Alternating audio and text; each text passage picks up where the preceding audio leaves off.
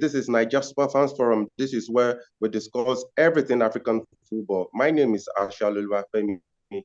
For the very first time, very strangely on the show, I will be doing this solo today because James Agreebi is not available, is unavoidably absent. But of course, you and I are fans around the world will be doing this today, and I trust me, it's going to be very, very interactive because we have so much to talk about. First, we have to again congratulate Ghana on the 66th independence anniversary. Of course, we here in Nigeria, we followed the ceremony. It was very, very colorful. The march past, the parade, and of course the promises made by His Excellency President Nana Akufo-Addo. We are praying that Ghana will be a unicorn in Africa. That is our prayer. So once again, I welcome you to the show. Let's get started. Of course, where else to start from? Yesterday, the UEFA Champions League, the second leg of the round of 16 went down. And a match that was of particular interest to a lot of people was Bayern Munich hosting PSG. And we saw, again, Eric Choupo-Moting proving that he is actually decisive for Bayern. And he scored the first goal in that 2-0 victory. And again, that proves a lot about why Bayern recently handed him a 10 million euro contract offer, like some form of extension. And of course, last week, James and I talked about that. And again, he's perfectly stepped into the shoes that Robert Lewandowski left at the club, because when Lewandowski left, a lot of people thought that Bayern were going to struggle. But this season, they've proven that with what they have, particularly with Eric Choupo-Moting stepping into the responsibilities, Bayern are proving that they won't be just easily pushed aside by anyone. And of course, he scored 17 goals now, 17 goals in all competitions for the Bavarians this season. Very, very, very interesting one. So Bayern Munich, of course, season in, season out, they've of course been proving that they are always a superpower, a powerhouse when it comes to European football. So they are in the quarterfinals now. Okay, let's go to Ghana, where of course I know Thomas Partey must be very, very happy with this. Some form of recommendation, approval, so to say. Yaya Toure, the Ivorian football legend, said he watches the Premier League every week because of Thomas Partey. I know that must be very, very, very, very, how will I put it now? Maybe very, very, a very good thing for Thomas Partey. It would be a sum of approval coming from a legend of the game itself. Yaya Toure said Thomas Partey is one of the players that have made Arsenal tick this season. Of course, we all know that.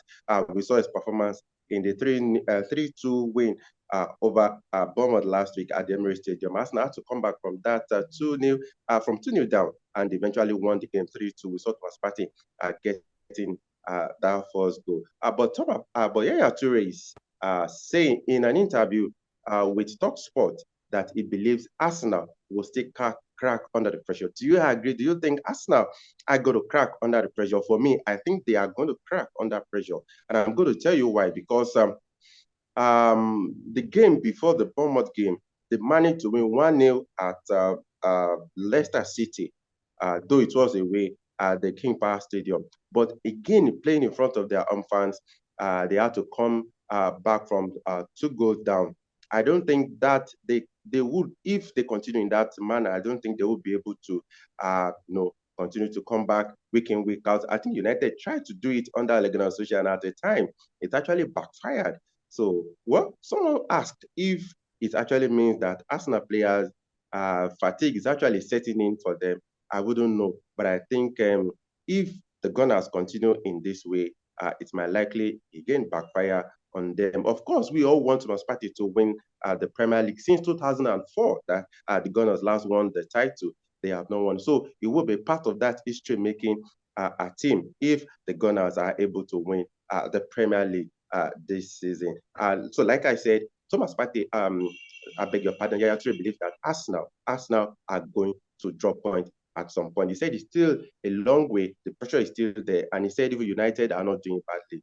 So he believes that at some point, Manchester City, remember he played for Manchester City. He believes that at some point it is possible that Manchester City are going to catch up with Arsenal. But we'll get our finger crossed as far as that is concerned. Then Michael Richard, remember, he's also played for Manchester City. He's also been eulogizing Thomas Partey, and he said he believes that he's a candidate for the Premier League Player of the Season. Do you agree with that? I absolutely agree with that. I have no objection about that because Thomas Partey has been awesome for Arsenal this season. We've seen in games where Thomas Partey was absent, and we saw the result. I actually ended because the likes of Lokonga couldn't even cope with the demand in the midfield. That only tells you how huge Thomas Partey is for Arsenal. Even for the Blasters of Ghana, he is huge everywhere. And he said he believes that Partey should make the shortlist for the PFA award before the end of the season. So we'll see what the PFA will decide. Even the fans, of course, at some point they will have the opportunity to vote in some of those award categories. We'll see what they think of Thomas Partey. But something that actually caught attention, that has been catching attention right now, is Super Eagles striker Victor Osimhen, as to a lot of people, is in the front seat, driving seat to win the next CAF Player of the Year. But it seems Thomas Partey will likely give him a run for that. Well, we could say Napoli, they've opened a 15-point gap at the top of the table in Serie A. Arsenal, well, just a few points ahead of Manchester City, but you still can't say. But do you think that Thomas Partey will give Victor Osimhen? Victor Osimhen scored 19 league goals in the Italian Serie A this season, and he's being courted by Chelsea, Manchester United, and recently even Paris Saint-Germain are said to have joined the list of clubs who want to sign Victor Osimhen at the end of the season. So a lot of people have said this guy, earlier this week, he was named as the best foreign athlete in Italy, Victor Osimhen. So he's won a lot of awards, and that's further puts him in the driving seat for the 2023, 2024, I beg your pardon. Yeah, 2023, which will be awarded in January 2024. Put him in the driving seat for that elusive individual award that is being awarded by CAF every year. So do you think that Thomas Partey will likely give Victor Osimhen the run for that individual award? Because at the moment, a lot of people believe that Mohamed Salah and Sadio Mane, who are regular, as well as Riyad Mahrez, who are regular winners of this award, have not been at par with what Victor Osimhen, even Thomas Partey, have been this season. But do you think that next year it will just be Victor Osimhen and Thomas Partey fighting for this award? Let's know what you think in that comment section. And do you think that Arsenal will have the metal still to continue to push to win the Premier League this season? Because Manchester City are breathing down their neck. Manchester United, Newcastle, Tottenham, Liverpool, and even Chelsea, they are not showing that they are serious at winning the title. So, okay, now let's still stay in Ghana. Remember that Bet Power put a lot of money, a lot of investment in the Ghana Premier League at the beginning of the current season. I think about $2 million per season. Now, there has been allegation flying in some section of the media in Ghana that the GFA has pocketed $1 million released by BEPA for the promotion and sponsorship of the league, as well as advertisement. And that has really through a lot of integrity issues for the GFA. And that says a lot about how we run our affairs in Africa, not only even in football, because monies that are given for certain purposes are ended up not even being used for that purpose at all. But of course, the GFA, they've put together a strong defense, and particularly their Secretary General, who spoke in an interview with Akuma FM, he said that sometimes it seems the FA promotes the league, but the clubs do not. Clubs were told to do pre-match press conferences on Thursdays and Fridays. I'm quoting him verbatim now. They started and stopped later. And should the FA apply the laws, journalists would jump to the conclusion that we, the FA, are against them. That is the Secretary General of the Ghana Football Association are putting up a defense in an interview with Akuma FM. And the question is, are the clubs supposed to be responsible for the promotion and advertisement of the league? Then you ask, why does the league now have a management body? That is the question. Because now he's saying that the money that was put on the table by Bet Power for the advertisement and promotion of the league, $1 million, a huge amount of money, has not been used for that purpose. And what led to all of this was that the GFA has continued to lament the poor turnout of fans at various matches. And Asante Kotoko, of course, and out of hope, the leadership of both clubs have actually been hitting cut to crack with the GFA president, and they said they cannot build heaven in hell. So it's been a kind of back and forth. But really, I think the serious issue is the GFA should own up and admit that it hasn't done enough as far as the huge amount of sponsorship that it's got, $2 million per season. If you bring that to, well, yeah, right now in Nigeria, we have the interim management committee of the league, since the league management committee has been disbanded by the court of law. But if you have $2 billion every season for the promotion of the league here in Nigeria, I think it will go a long way, because just in the current season, clubs only got 10 million naira for the beginning of the season, for the first stanza of the league now, that has been put on hold because of the ongoing general elections in Nigeria. Only 10 million naira. I don't know how much that is worth in dollars, but I think it's less than $1 million. Far less than $1 million for every club. So if you now have $1 million for advertisement and promotion of the league, and you're not doing that, and you are now pointing accusing fingers at clubs who have a lot of issues to deal with, I don't think the GFA has got that correctly at all. So a lot of people are saying that the competence of the GFA is complicit. Do you agree? Do you think clubs should also do their best? Because according to the GFA Secretary General, he said clubs started pre-match press conferences on Thursdays and Fridays, and they stopped. So what is it that the Premier League are doing right that the GFA couldn't study to make sure that clubs in Ghana, week in, week out, also do their pre-match press conferences as at when due? Today is Thursday. Now, you see some clubs in the Premier League today, they've arranged pre-match press conferences have been arranged already on Fridays, matches that will take place even on Saturday and Sunday. Latest by Friday, the press conferences are concluded. So the GFA should have taken the boldness to study what the English Premier League is doing right, then follow suit, ensure that clubs adhere to some of these things.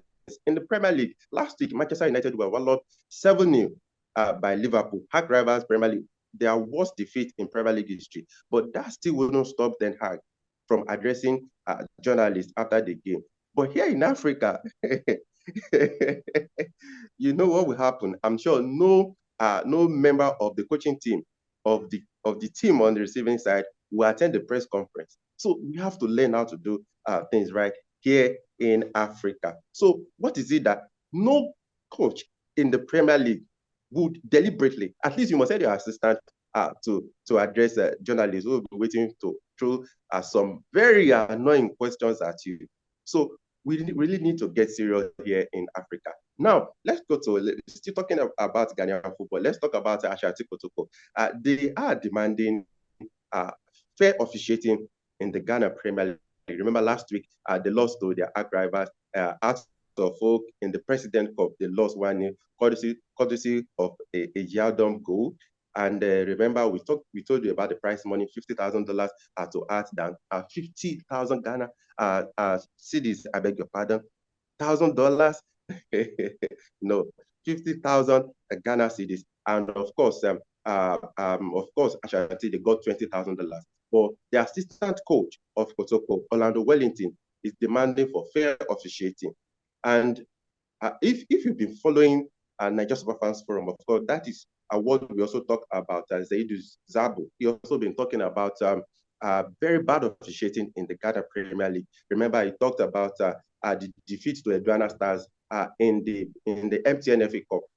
He said when he alleged that Aduntera Stars have been fixing their own matches. And of course, now Orlando Wellington, he said, and I quote him again, he said, referees have their part to play.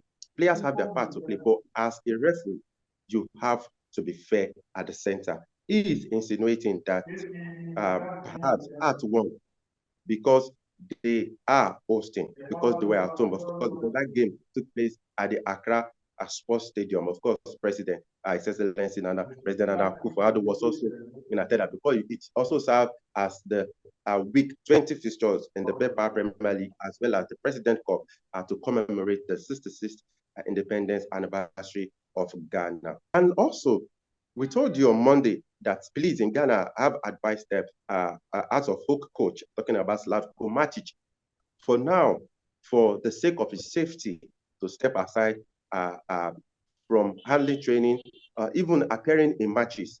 And of course, the club have also told the coach to step aside. Even at the President Cup, he wasn't the one in charge. Yeah, it wasn't the one. It was David Oklo, the assistant coach, who was in charge, and he was one who ensured that they won the President Cup 1-0. So the club now have said that the fate of Matic will be decided when the club hold a meeting with the board chairman. I'm talking about Togbe Efede, the 16th. Well, I wouldn't know, but I told James last week, this week, when we came on, I just found from that. I think it would have been ideal in normal setting, in normal climate, where things are done the right way. If fans are protesting, I remember sometimes last season, Manchester United fans, they had a lot of protests because they were not happy about how things were going at the club. But none of them had to threaten the coach. They were not just happy with the owners, the Glazers, and Manchester United. So if the fans are not happy about how things are actually going at of hope, I don't now think that it should get to the fact to as far as threatening the life of the coach. So I expected the club or even the police to give the coach security, because it's more like he's been denied the opportunity to do the job he was employed for. Now the club has also advised him to step aside, and his fate will now be decided in that meeting with the board chairman. Now, quickly, let's talk about the Under-20 Africa Cup of Nations ongoing in Egypt. Of course, it is almost a posting home now. And of course, remember the Flying Eagles lost the semi-final game to the Gambia 1-0 sometimes earlier this week. And of course, Senegal, who are favorites, they defeated Tunisia 3-0. So the losers final will be taking place on Friday. Between Nigeria and Tunisia. Then Senegal and the Gambia. That game, a lot of people will have their eyes on that game, because the Gambia, they showed their mettle against the Flying Eagles. So the Flying Eagles have been receiving a lot of stick, particularly Coach Ladamboso, from a lot of Nigerians, because of their performances have been, it's been short of the quality of that we've seen in a lot of young Nigerians. Really, yeah, because even pundits on television have not really held back about the coach. And the debate now is that should Ladamboso even take the Flying Eagles to the under-20 World Cup that will be taking place in Indonesia later in the year. But that will be left for the Nigeria Football Federation to decide. But today, of course, they will be playing against the Gambia in the round of 16. Did I say no? Tomorrow, Friday, that will be on Friday. Then the final, it will be between Senegal and the Gambia on Saturday. But if you ask me, I think Senegal will likely be the favorite. Though the Gambia have not considered a goal in this competition. Yeah, they've kept, I think, 5 clean sheets now in this competition, including a last-minute penalty. Yeah, the ball refused to go in for the Flying Eagles in that semi-final clash. And Senegal, they've been running over anyone that comes their way in this competition. So it will be a massive test for both sides in the final of the competition. Okay, now let's talk about the CAF Confederations Cup. Of course, it is still in the group stages now. And yesterday, matches were played. though not without the controversy. But quickly, we'll give you the result. We have a Monastery. They defeated TP Mazembe 1-0. And the question has been that what has happened to TP Mazembe? At the time, TP Mazembe represented Africa at the FIFA Club World Club. And I think they got to the final. Yeah, they got to the final. I think they lost to Inter Milan. But they lost 1-0. And in other matches, we have Gallant. They defeated USM Ogia 2-0. Young Africans defeated Real Bamako 2-0 also. We have ASCO losing Atom 1-4 at Pyramid. Then Agda, of course, playing 1-1 Atom to Saint Eloi Lupopo. Future defeated Asfa 2-0. Diablo Noir, remember, they are in the same group with Rivers United. They lost at home to NE. And yesterday, Rivers United was supposed to play the return leg against Motema Pembe. And everyone turned up, including match commissioners, officials. But Motema Pembe players and officials were not even around. And that stirred a lot of controversies. It has generated a lot of questions this morning. And according to law, according to the competition, the rules guiding this competition, it was supposed to be a straight walkover, 3 goals and 3 points for Rivers United. But guess what? CAF pushed the game to Thursday, today, Thursday.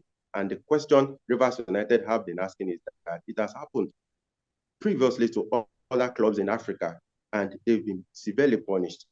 So why is it different? But of course, the games will be played today. So before we go now, let's look at the week 21 fixtures in the betPawa Premier League. The betPawa Premier League, remember, it is now 21 matches, and Aduana Star, they are still by a thread holding on to their lead at the top of the table. So we have the Bernard Gold Stars. They will be hosting Art of Folk. It will be interesting to see what Art will do without Slavko Matic in charge, particularly David Oklo. Of course, a lot of eye will be on him because last week, of course, he ensured that the club won that President Cup over their great rival Asante Kotoko. So it will be interesting. We'll be watching that one very, very keenly. So in other fixtures, we have Great Olympics. They will be hosting Samatex. Then Beckham United, they will be traveling to face Kotoko Royals. Kerala United will be hosting Mr. Treman. Berekum Chelsea will be hosting Legon Cities. Red Tamale United, they have not been doing well this season. That is Kadogunda's team. They've not been doing well this season. So it's going to be a local derby. Red Tamale United, they will be hosting Tamale City. It will be a local derby. That was going to be very, very interesting. Just like what happened between Accra Great Olympics and, of course, Art of Folk. Remember, which also led to some Art of Folk fans protesting against Slavko Matic, which has now prompted the club to ask him to step aside for his own safety. The Aduana Stars, they will continue to try to hold on to the top of the table when they host Medema. I think it should be an easy win for them. But football, you can't just say. Their dreams, they will be the guest of Accra Lions, and Asante Kotoko, of course, will be hosting King Faisal. So quickly on the table, after 20 games now, you have Aduana Stars on 36 points, Accra Lions on 34 points, Brecon Chelsea on 33, Kotoko, Ashanti Kotoko on 31, the Art on 31. So Art and Kotoko, they are just 5 points adrift of Aduana Stars. So quickly again, let's look at the fixtures of Ashanti Kotoko. They will be hosting King Faisal. So that will likely get them 3 points. So they will likely reduce the gap from 5 to just 2. But again, the Aduana Stars, they will be playing at home. So it is most likely that Aduana Stars will also pick a win. But that is for Art. But that's for Kotoko. They will be playing at home to King Faisal. But for Art, they will be traveling away to the Bernard Gold Stars. So if they lose, that would be dropping further down the pecking order in the race for the title. Remember that Kotoko are the champions. Aduana Stars, they are just trying to be the giant killers this season. So we wait to see with 14 games left to play, apart from the fixtures for this week. Unfortunately, this is where I have to stop today. Like I said, I was very sorry that I had to do it solo today from home.